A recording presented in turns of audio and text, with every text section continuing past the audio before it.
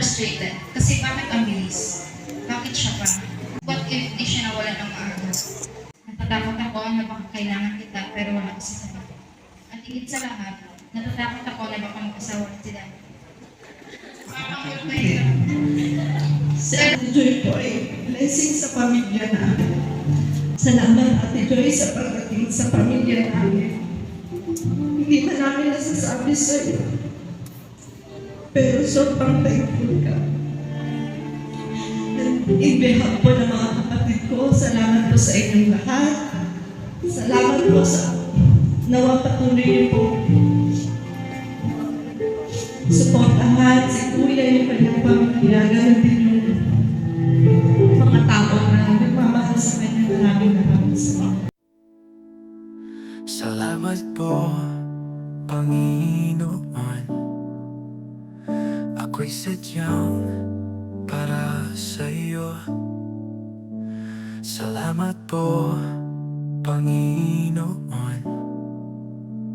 Ako'y sadyang para sa iyo. Sabi na ng Lord sa iyo, Nestor, hindi kita iiwan, hindi kita pababayaan. Lalo na ngayon na mabigat ang pinagdaraanan. Pag tayo po ay naniwala, nagtiwala, mayroong magandang mangyayari, ang himala ay darating sa ating buhay.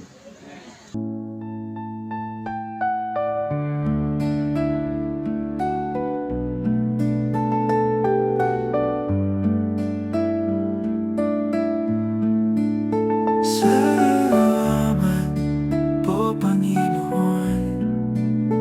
Ako'y sadyang para sa iyo. Wala pa man ako sa mundo, pinili na ako upang maglingkod sa iyo. Kaya marapat kang awitan,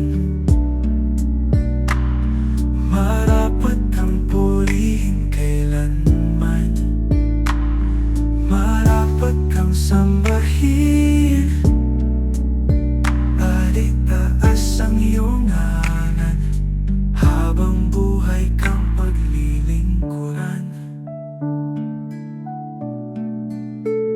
Wala pa man ako sa mundo, pinili na ako upang maglingkod sa'yo. Kaya marapat kang awitan, marapat kang purihin kailanman, marapat kang sambahin, at itaas ang iyong ngalan, habang buhay kang paglilingkuran. Wala pa man ako sa mundo, pinili na ako upang maglingkod sa'yo. Kaya marapat kang awitan, marapat kang purihin kailanman. Marapat kang sambahin, at itaas ang iyong ngalan, habang buhay kang paglilingkuran. Salamat po, salamat po, salamat po, Panginoon.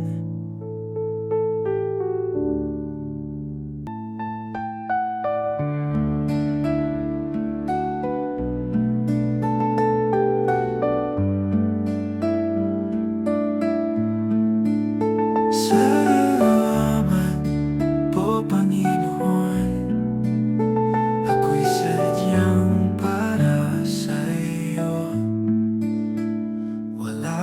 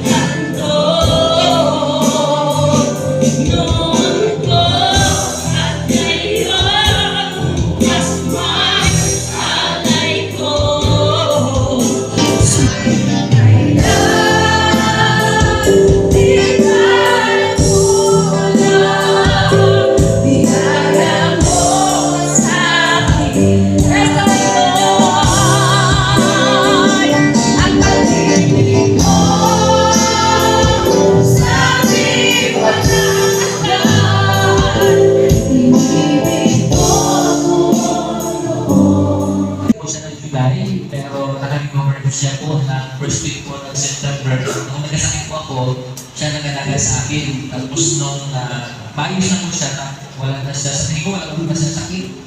Para mag-check up talaga sa kanya, tapos bigla na lang siya nawala. Hindi ko alam kung ako ay talagang nasupanan ko ng depresyon, 2 araw po, nung 2 days po after po niya magpawin ng buhay. Pero yung prayer ko po ay bago na lang siya i-reveal ni Lord yung kanyang reason, ipakita po sa akin. So isang gabi po, ako ay naubos ng gilid niya doon sa may amin na papatay sa kanya. Ipinaalala sa akin ng Panginoon yung nagkakasakit sa puso at nagkakasakit sa kidney, kung may gumagaling. Sabi ko, sa akin na hindi pa pang may sakit sa puso. Ang option na ay mag-transplant or yung bypass, yun ang yung solusyon eh. Dahil sa dulo ay pwede hindi mabuhay. Yung pangalawa po, pag magkaroon ng failure ng kidney, ang solusyon ay dialysis or pagkaroon ng bagong kidney. Inalip ko ng Panginoon kasi nga po ang sama ng aking loob ng 2 days, pero nung parang dalawang gabi, bago po ang gabi, ipinakita sa akin ng Panginoon na anak, ginawa ko naman yung aking part, nag-pray ka ng gagalingan, bumalik po. Hindi naman niya ako bigo na pagalingin. At nung sa tuwi na wala, ipinaramdam sa akin ng Diyos na hindi na kita gusto pag-alagain ng matagal para sa Kanya. Kasi nga ako ay pastor, tapos ang dami kong dapat gawin. Hindi dahil sa iyo ko mag-alaga, kundi baka hindi ko kayanin yung araw-araw ko nababantayan. Tapos every week na namin sa dialysis center para ipapagamot. Ganun po ako inalim ng Panginoon. At naintindihan ko po yung lalim. Kaya yung word po na nandiyan sa unahan, na He make all things beautiful in His time. Actually, nabigay ko po yan dun sa St. Peter na hindi ko alam na nasabi ko. Kasi nung pasanang ko yung tinatanong ko, pastor, anong verse ang ilalagay natin? Hindi ako makasagot. Wala akong maisip na sagot at talagang hindi ko maintindihan isasagot ko sa taga St. Peter. Pero hindi ko yung verse na yun, that He make all things beautiful in His time. Gumanda ko yung aking pakiramdam at naintindihan ko, ang ganda ko ng plano ng Panginoon. Ang ganda ko ng plano ng Panginoon. Nung nangingigas ko nang gagawa siya ng message, nung hindi pa ako nasa center, yung pala magsalita, no? Ayaw ko magsalita. Pero ngayon po, ay thankful ko sa Panginoon, no? Nagabi pa lang nung nagsalita si Aaron, nung sa nasa night na service, ay kasi hindi ko putin yung kanila cellphone kung ano kanilang ginawa. Si Aaron meron din. Kung sinabi niya, sabi ko, ay purihin ng Panginoon. Tas,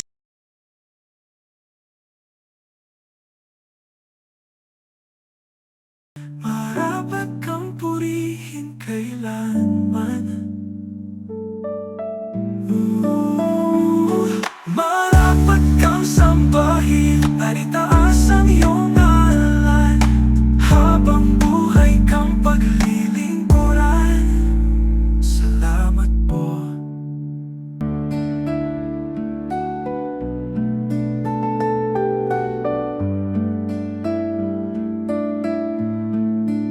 Salamat po, Panginoon. Ako'y sadyang para sa iyo. Wala pa man.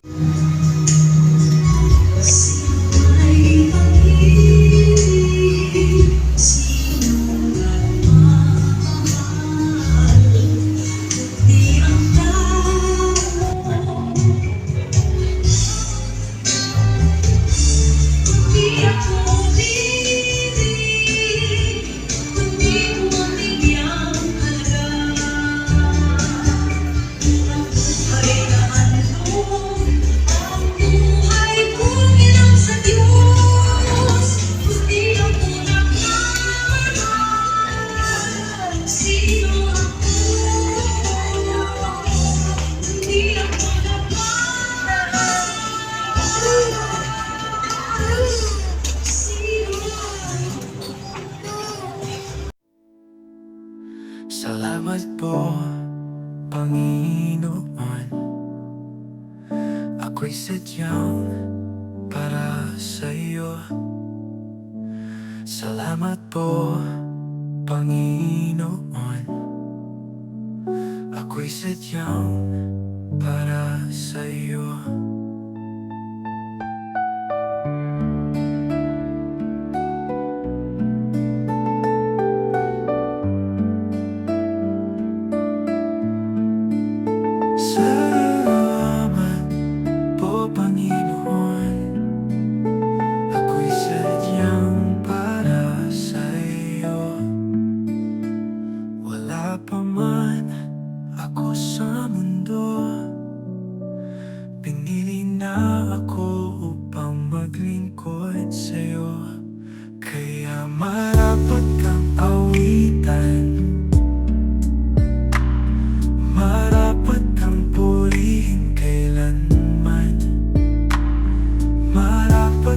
sambahin at itaas ang iyong ngalan, habang buhay kang paglilingkuran. Wala pa man ako sa mundo, pinili na ako upang maglingkod sa'yo. Kaya marapat kang awitan, marapat kang purihin kailanman, marapat kang sambahin at itaas ang iyong ngalan, habang buhay kang paglilingkuran. Wala pa man ako sa mundo, pinili na ako upang maglingkod sa'yo. Kaya marapat kang awitan, marapat kang purihin kailanman. Marapat kang sambahin at itaas ang iyong ngalan, habang buhay kang paglilingkuran. Salamat po, salamat po, salamat po, Panginoon.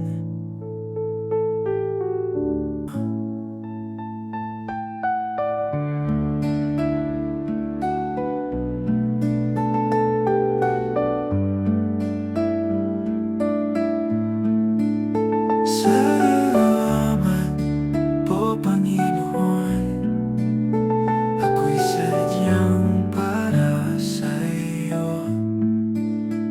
Wala pa man ako sa mundo, pinili na ako upang maglingkod sa'yo. Kaya marapat kang awitan,